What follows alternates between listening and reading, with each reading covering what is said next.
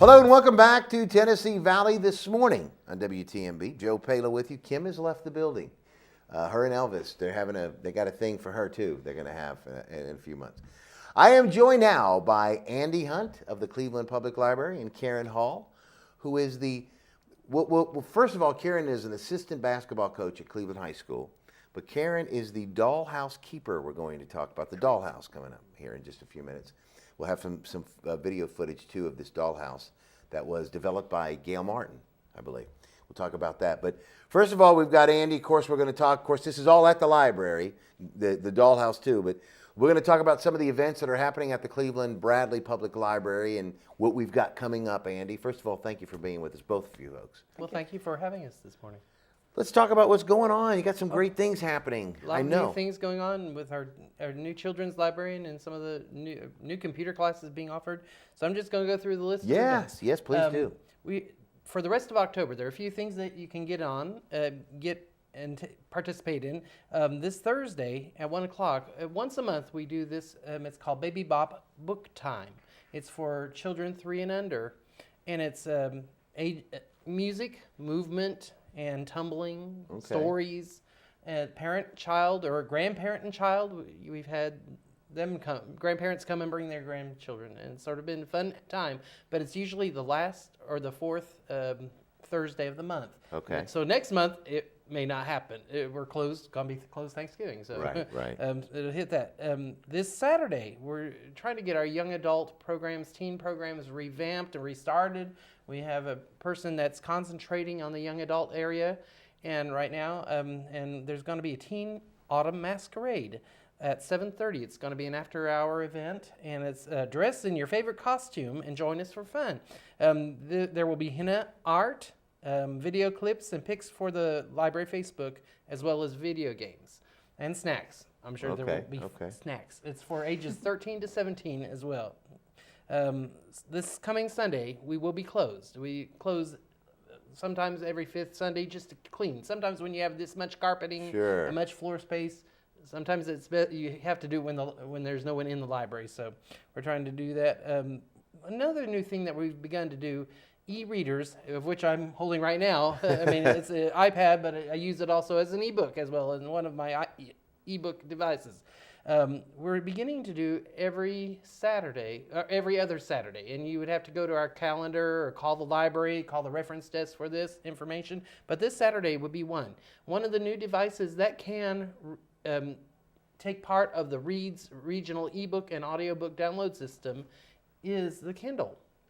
And Kindles can be used to access the Reads program. Okay. And so this Saturday, beginning at around 12 o'clock, there is a help session for anyone who has a Kindle that wants to know how to access the Reads. They can call the library, they can have their name put down, or they can just come to the library at 12 o'clock in our second floor in our technology training room. But that's going to be for the remaining of this month. Is that just for the Kindle or the Nook? Just for the Kindle this time. Okay. We're trying to cycle that out. So, and I've got the other for November. There will be. I know there's one day that we'll be doing. I think it's actually November 4th. Saturday, November 4th will be the Nook and iPhone, iPad. Okay. Or iTouch too, as well. I guess November 18th will be the Kindle and the Android. Oh, okay. So that will be what's happening that day. Another thing that's happening, ongoing monthly programs. This happens every week unless we're closed for those particular days. Our preschool story times, and they're growing. Come and hear Miss Keisha tell stories. It's fun to hear her, fun to watch her. So Tuesdays and Friday mornings, every Tuesday and Friday morning at 10:30 a.m. Baby Bookworms is another program for children, usually 3 and under. Parent and child interaction, grandparent and child interaction, Thursdays at 1 o'clock. And Family Story Time, that's another new program they're doing. It's every Saturday at 2 p.m. Come for crafts, fun, a story time together. Right. Our computer classes for November will be Computer Basics, Basic Email, Intermediate Computer too. If you're a little more advanced, we ask sometimes that you still take that first class, the Computer Basics class, before you take the intermediate computer class. Basic Internet, Introduction to Facebook. That's another new computer class that we're trying. This past month we did some internet safety for parents and with their children, how to know if they're concerned about using the internet. Right. Safe ways to do that for your child. Ebook reader series, and I just mentioned what those will be. For November, Friday, November 4th, we're having a author come and visit, a children's author. It's through a grant that was received by Michael Plumley at Waterville, the librarian at Waterville Elementary School. Diane DeGroat, a children's author, will be at the library on Friday, November 4th at 2 to 3 p.m. She's going to be at school all day, but then she'll be coming to the library making a visit as well. Monday, November 7th, when I was talking about the teens, trying to get the teen program going again, anyone who's interested in new programming, suggestions for new material for the teens at the Cleveland Library. We're talking about teens who are interested, again, ages 13 to 17. There's going to be a meeting on Monday night, November 7th at 7:30 for the Teen Advisory Group. We call it the TAG team. So anyone who might be interested in coming and help planning, if you're a teen, want to come and help, come to the library then. It'll be up in, I think it's in the teen room itself. Or if you ask, they'll get you directed to the right room. Monday, November 7th as well, at 7 p.m., we're having the legal forum. We've done this a couple of times. Had been quarterly. We started changing maybe to semi-annual. The Bar Association, the Law Library, the Cleveland Library. And this was a popular topic the last time, and I think we had over 100 people come to it. They're revisiting family law and information related to a variety of aspects of family law. So it'll be in the newspaper. We'll put some information on the radio. We'll try to get the word out about this more. Handouts on our website as well. Storytelling Guild is, again, one of our partnered with the library, and they meet regularly at the library as well as Cleveland State too as well. November 8th, Tuesday night, November 8th at 7 p.m., Cleveland Storytelling Guild. And it's open to the public. They practice their stories, but they invite public to come in. Thursday, November 7th, again, another that's at 7 p.m., another event by the Storytelling Guild. It's called Telebration, a night of storytelling. They will be presenting an evening of stories. And they will again repeat that on Sunday, November 13th at 2 p.m. Friday, November 11th, we will be closed for Veterans Day. But then there's a lot happening that next week. The new movie, every teenager probably knows about this movie that is coming out, Breaking the Dawn, which is a Twilight series written by Stephanie Myers, an author, has written vampire stories. Right. We're doing some events for the young adult during that week. We're doing a Monday night. We're doing a movie event ourselves. We're going to be doing in our community room, large screen. The teenagers who'd like to come, 4:30 p.m. actually is when it's going to be, right after school. Come to the library, watch Twilight the movie. On Tuesday night, the 15th, come and see New Moon. On Wednesday at 4:30, come and see Eclipse. On Thursday at 4:30, there will be and then I think this is in the young adult room, the teen room. There will be Breaking Dawn build-up. It's actually a book discussion. What they think might have, they'll be discussing that book itself, and then maybe even discuss what they think might happen in the movie. Thursday, November 17th, a lot happening that day. November 4th at 4 p.m., there's a library tour. If you're interested in seeing what's behind the scenes at the library, seeing the different parts of the library, you're new to the community, come to the library. You meet in the lobby at 4 p.m., and we will take you around the library, introduce you to the library. November 17th, from 6 to 7 p.m. is Canine Story Time. It's usually the third Thursday of the month. Again, opportunity for children to read to some canine friends. I think those dogs are Chelsea, Wendy, and Tux. So come and be a part of that for children.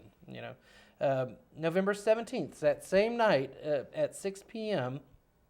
is our regular movie night, and we're hitting some of the holiday times. So this is an old classic, and it is based upon a movie too. Based upon a book. It's called The Little Princess. This is the one that has Shirley Temple in it. Okay. Classic. I know there's been a remake of it as well, but I think we're trying to show the original Right. one that we have. November 24th and 25th, which is Thanksgiving, and the day after, the library will be closed. Other news, just general news. If you've not stopped by Lassiter's Coffee, they've been in since about mid-September, and they are doing very well. We're excited Terrific. to have them in. I think some of the favorite things I've had, I mean, I've had about everything on their menu. I've had teas, I've had their coffees, I like their chai tea. That's one of my favorite things to get right now. But their smoothies, I think I've fallen in love with the mango smoothie. I've had yesterday morning I had a raspberry white chocolate scone that was just warm. It melted in my mouth. Right. It was so good. So stop by the Lassiter's Coffee and Tea for leisure time. Well, let me ask you, all these things you're talking about now, some of them, do some of them have fees, or are they all free to the public?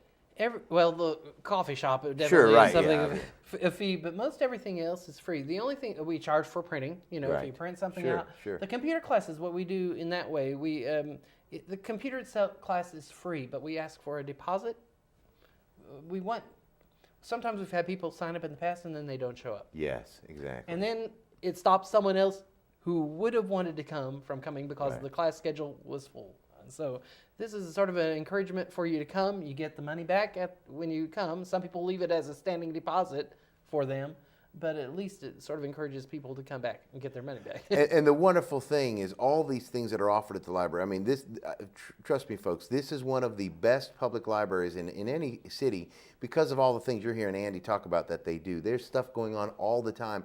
One thing that was interesting, Dan Howell and I talked about, is that you guys offer free, you can go spend thousands of dollars for Rosetta Stone to learn another language, foreign language, but you can go to the library free and do the same thing and learn a foreign language. And even home. At home, yeah. On my phone or my iPad, I can do that. I can listen to it. So. It's just unbelievable, all the things you guys have going on. And one thing we want to talk about real quick, too, is I know you guys had the event out there, the Dollhouse, that Gail Martin put Yes. together. And Karen Hall, who's joined us, Karen Hall, who is an assistant basketball coach for the ladies team? Lady Raiders. Lady Raiders, Cleveland I Lady say you Raiders. are the Lady Raiders. Assistant basketball coach, and she's also the keeper of the Dollhouse. And I didn't get to see it, but we're going to show some footage of it here in a second. But my wife went out there and said it was the most astonishing. I mean, down to the detail of the lights and the way the tables are set and just everything. And to me, that takes a lot of patience. But we're going to talk about that too. Do we have that video we could show of this dollhouse before we start talking about it with Karen? If you will, let's roll that video, and maybe we can talk over it, Karen. It has no audio, I guess. We can talk over it, true? Okay. All right, here we go. Now, let's talk about this, Karen. I mean, I know you probably know this thing inside and out, but what workmanship is involved in this? Details, details, Goodness details. gracious. When I am changing the seasons, as that's my job is to change out from, let's say right now it's got Halloween. Today's whole show's been about Halloween, and she did up Halloween big time. It was her son's birthday. It's Halloween, so it's decorated big time for Halloween. And as I go from season to season, it's amazing the children who will stop by and look at the details. The fun thing is to change the animals all around. Not only do I change the seasons from Halloween to Thanksgiving, Christmas, la-da-da, I will then move all the animals around, and the kids will try to find where's the ferret, where are the foxes, where are the dogs, the cats, rabbits.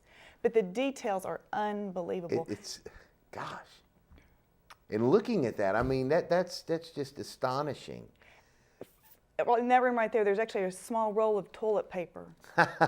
Whatever you would find in your house, you will find in this dollhouse. There is a vacuum cleaner. Where do you, I mean, okay, is that, did Gail make that stuff, or do you find that stuff? I mean, you find this stuff, and she has traveled around the Oh, world my to goodness. find details from places. A lot of her travels are shown through the details that she finds, but she'll find miniature shows, and she will go specifically to different places for the miniature shows to get pieces just for the dollhouse. That is incredible. That is absolutely incredible. And I know it was a reception. Was it a reception for Gail the day that this was?